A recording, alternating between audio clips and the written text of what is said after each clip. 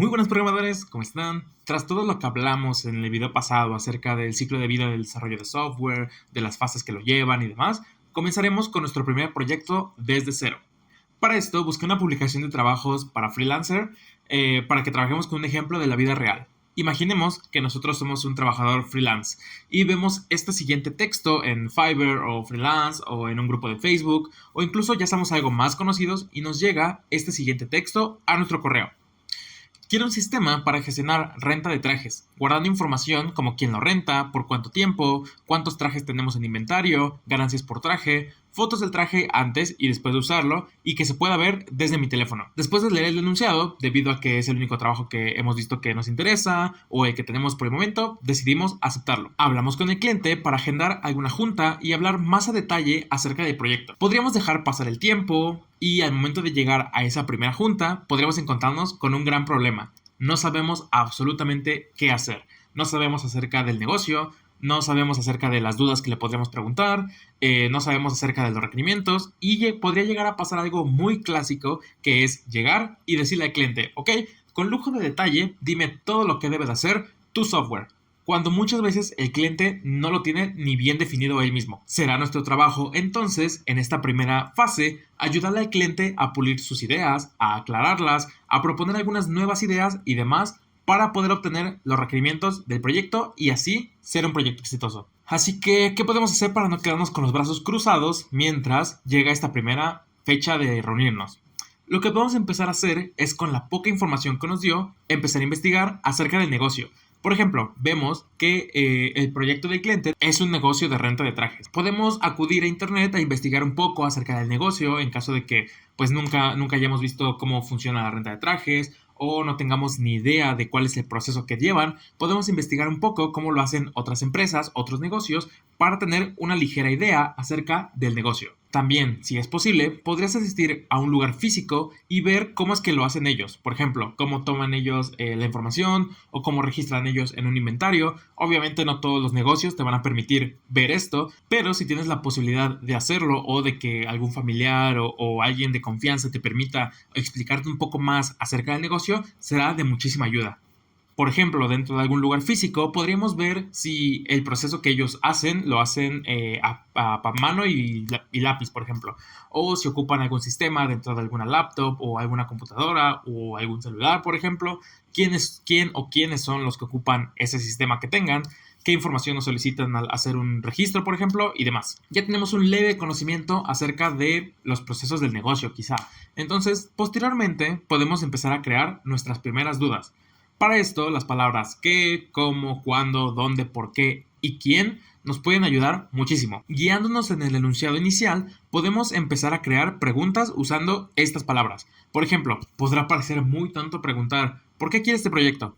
Pero la respuesta nos puede ayudar bastante a entender las necesidades del cliente. Y es importante recalcar que en este proceso debemos ser muy empáticos.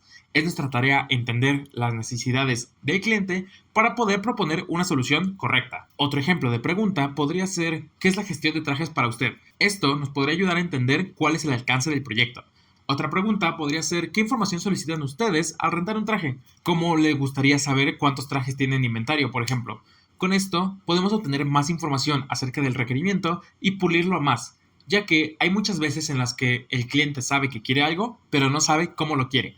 Por ejemplo, en el caso del inventario, a lo mejor el cliente nos podría decir, sí, quiero un inventario donde pueda ver todos mis registros de todos mis trajes, pero no sabe cómo lo quiere. Entonces, aquí muchas veces los clientes nos pueden preguntar a nosotros qué opinamos. Por ejemplo, tras esta situación con el inventario, nosotros podríamos proponer que un inventario en tabla es bastante clásico, es bastante utilizado, entonces podríamos ocupar eso. Si al cliente no le parece la idea y es como de me gustaría algo más visual, le podremos proponer nuevas ideas como ¿qué te parece un carrusel en el cual se vea la imagen del traje, la imagen del traje arriba y un poco más abajo los detalles como la cantidad que hay, el precio que tiene, etcétera? Con esto pues vemos que es un ciclo de bastante comunicación y así hay que mantenerlo.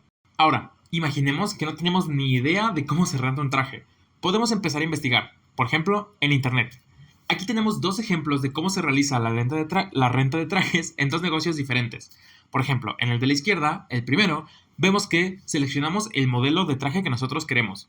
Se realiza el pago, Después enviamos algunas fotografías para pues identificar la talla que vamos a estar usando nosotros.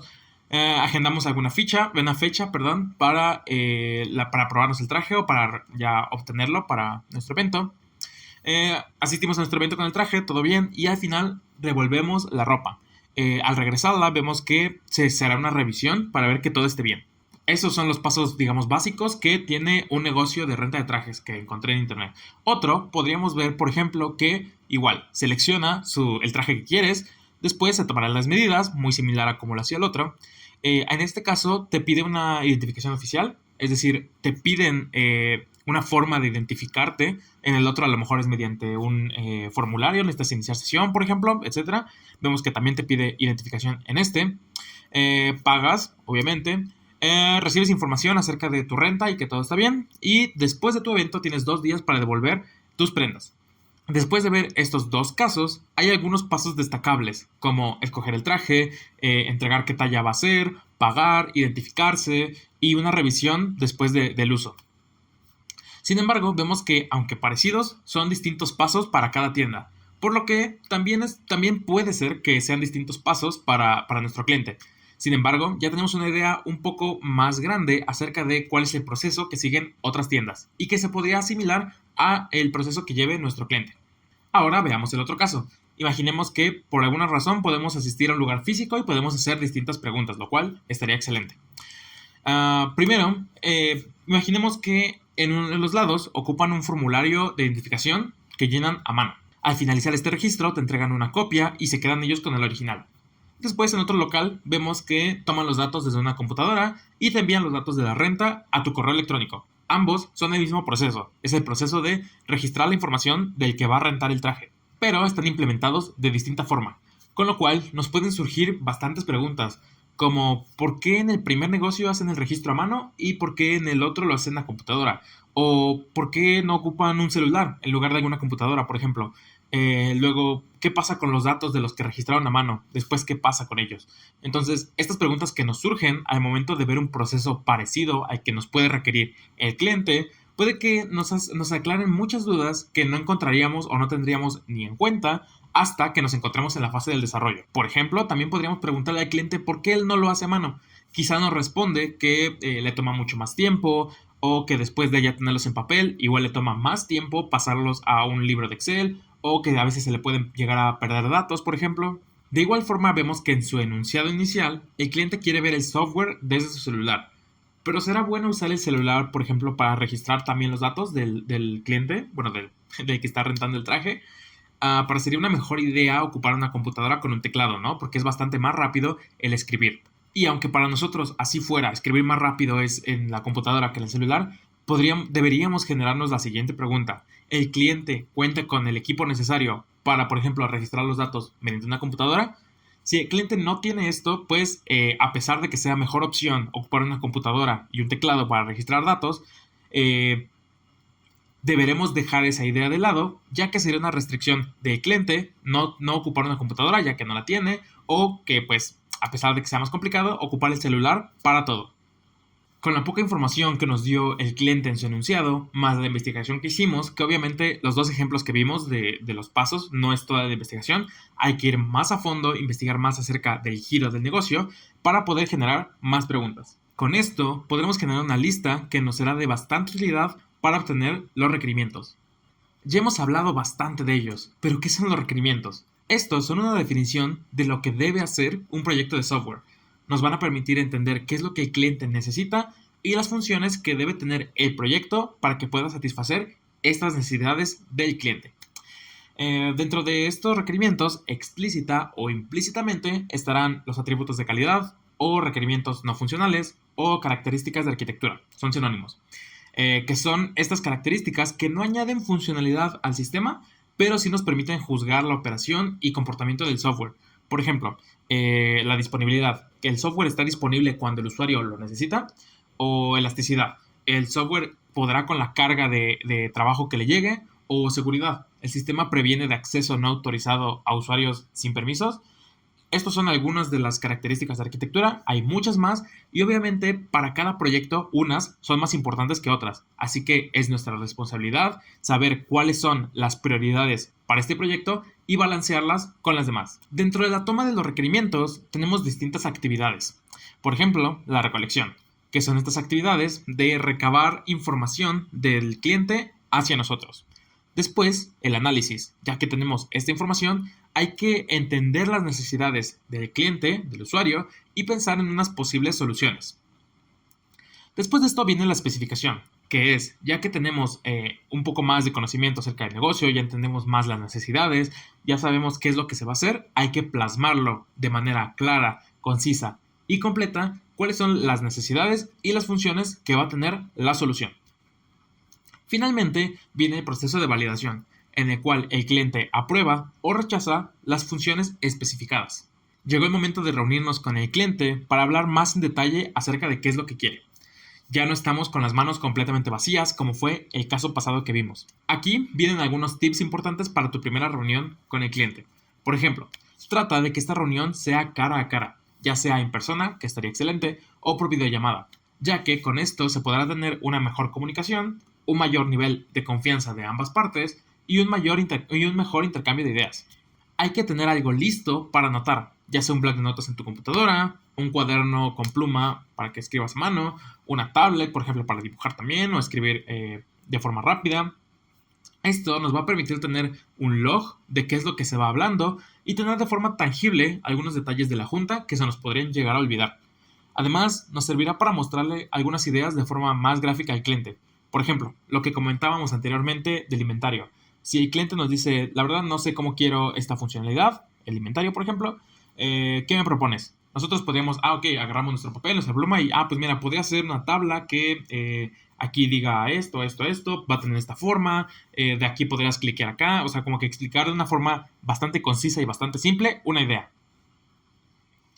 Sobre asistir con una actitud positiva y constructiva parecerá obvio, pero hay que ser muy empáticos en todo el proceso. Imagina que tú tienes un negocio y estás muy feliz por empezar a implementar tecnología.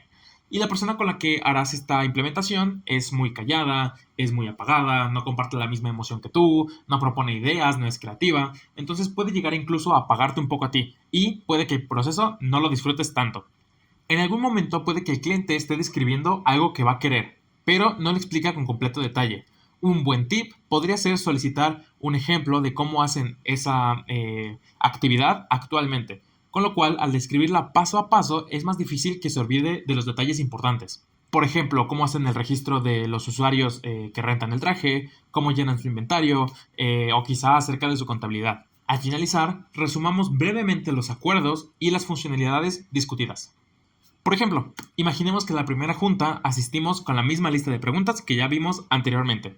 Veamos, imaginemos, las posibles respuestas que nos podría dar el cliente. Comenzamos con ¿por qué necesitas este software? Esto nos permitirá entender la necesidad primaria del cliente, con lo que, pues, si lo hacen por velocidad o lo hacen por comodidad, por innovación, por tener centralizada su información, etc. La segunda pregunta que podríamos hacer es ¿qué es la gestión de trajes para usted? Hay que dejar claros los conceptos que puedan parecerte ambiguos, ya que para ti la gestión puede ser algo, pero para el cliente puede ser una cosa completamente diferente. Entonces es importante dejarlo claro. También al momento de obtener una respuesta, puede que de inmediato te surja una nueva duda, con lo cual es un perfecto momento para preguntarle y poder eliminar esas dudas que pueden quedarse para más adelante. Otro tipo de pregunta importante es quién o quiénes usarán este software. Con este tipo de pregunta podemos ver qué roles existirán dentro de la aplicación y qué pueden o qué no pueden hacer estos roles dentro de la misma.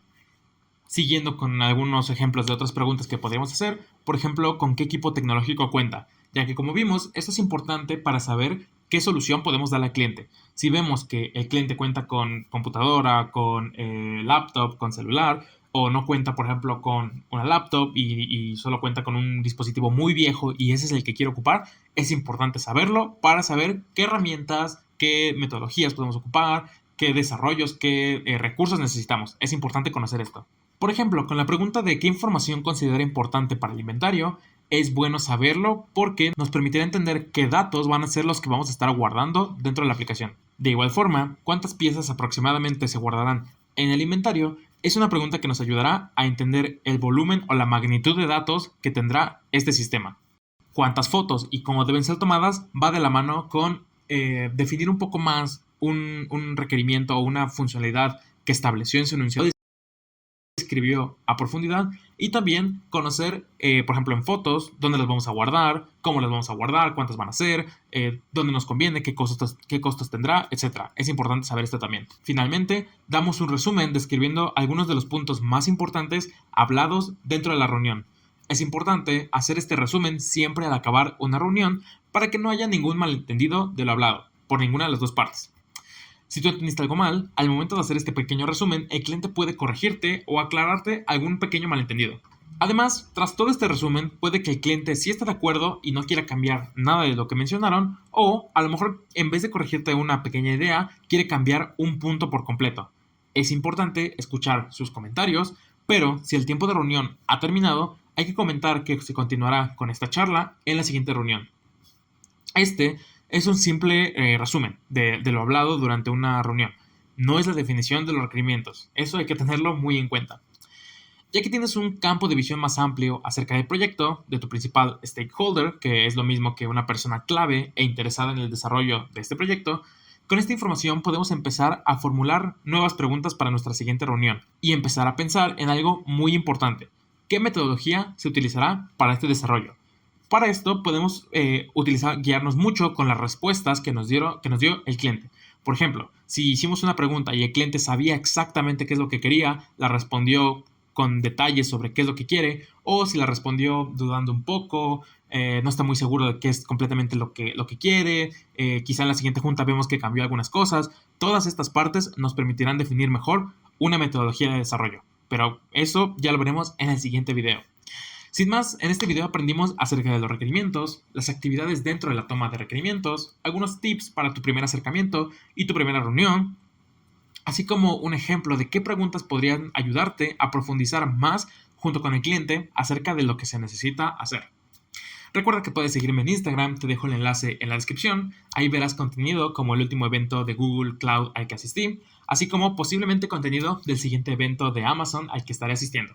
De igual forma, te dejo contenido para profundizar más en el tema en la descripción. Y nos vemos la siguiente semana. Recuerda que tú programas el futuro.